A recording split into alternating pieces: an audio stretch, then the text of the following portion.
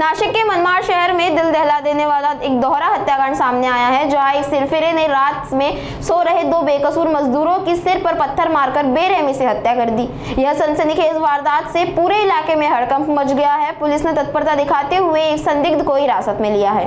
Police द्वारा milli जानकारी के अनुसार यह वारदात मनमाड़ शहर से गुजरने वाले पुणे इंदौर हाईवे पर चोपड़ा पंप के सामने और बस स्टैंड के पास स्थित एक फ्यूल स्टेशन के पास हुई। मृतक दोनों मजदूर थे जो दिन भर काम करने के बाद रात में वही फुटपाथ पर सोए हुए थे। रात के वक्त एक सिरफिरे ने सोते समय दोनों के सिर पर भारी पत्थर से हमला कर दिया, जिससे दोनों की मौके पर ही मौत हो गई। रिहायशी इलाके में हुई इस घटना से नागरिकों में दहशत का माहौल है। सूचना मिलने ही मनमाड़ पुलिस ने नाकाबंदी कर संदिग्ध आरोपी को दबोच लिया है। हत्या की वजह का पता लगाने के लिए आगे की जांच जारी है। मनमाड शहर पोलीस स्टेशनच्या हद्दीमध्ये आज पहाटे 2:30-3:15च्या आसपास सुमारास रस्त्याच्या कडेला झोपलेल्या दोन व्यक्तींची एका व्यक्तीने डोक्यात दगड घालून निर्घृणपणे हत्या करण्यात आलेली आहे। दोन्ही घटनांमध्ये साधारणतः 300 ते 350 मीटरचं अंतर आहे।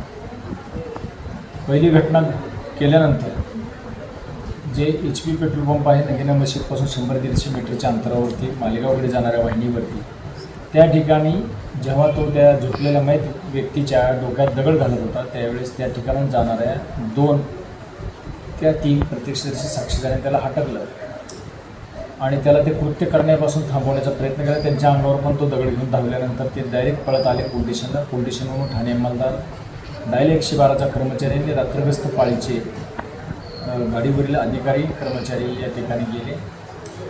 त्यांना पाहून तो पळून गेला जवळ आणि त्यानंतर लागलीच्या जखमी व्यक्तीला तात्काळ उपचाराची मदत असल्यामुळे त्याला तात्काळ ॲम्ब्युलन्स बोलवून सब डिस्ट्रिक्ट हॉस्पिटल मनमाड येथे भरती करण्यात आले। त्यानंतर प्रत्यक्षदर्शी साक्षीदारांच्या मदतीने सदर इसमाचा शोध घेतला असता बोरी कंपाऊंडकडे जाणारा जो अंडरपास आहे त्या ठिकाणी सदर व्यक्ती दिसून आली। त्यांनी ओळखून सांगितले याच व्यक्तीने त्या व्यक्तीच्या डोक्यामध्ये दगड मारलेले आहेत। पोलीस पथकाला पाहताच त्यांनी पोलिसांच्या दिशेने दगड मारायचा प्रयत्न केला। दगड मारलेही पोलीस गाडीमध्ये फायबरच्या ज्या ढाली असतात त्या ढालीचा वापर करून त्याच्या जवळ जाऊन त्याला चितापीन ताब्यात घेतलं। त्याला उपचारकामी सब डिस्ट्रिक्ट हॉस्पिटलला भरती करण्यात आलं। मीनवाईल जो जखमी इसम होता त्याला मालेगाव येथे उपचाराकरता रिफर करण्यात आलं। 2 पोलीस कर्मचाऱ्यांना त्यांच्यासोबत पाठवण्यात आलं होतं आणि दरम्यान रस्त्यातच त्यांनी पोहोचण्या अगोदरच त्याच्या डेथ झाली।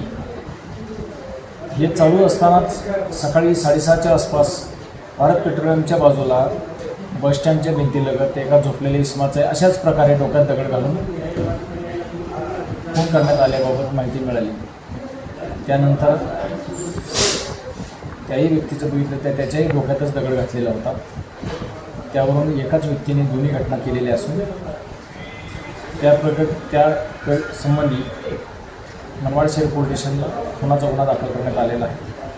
तपास चालू आहे।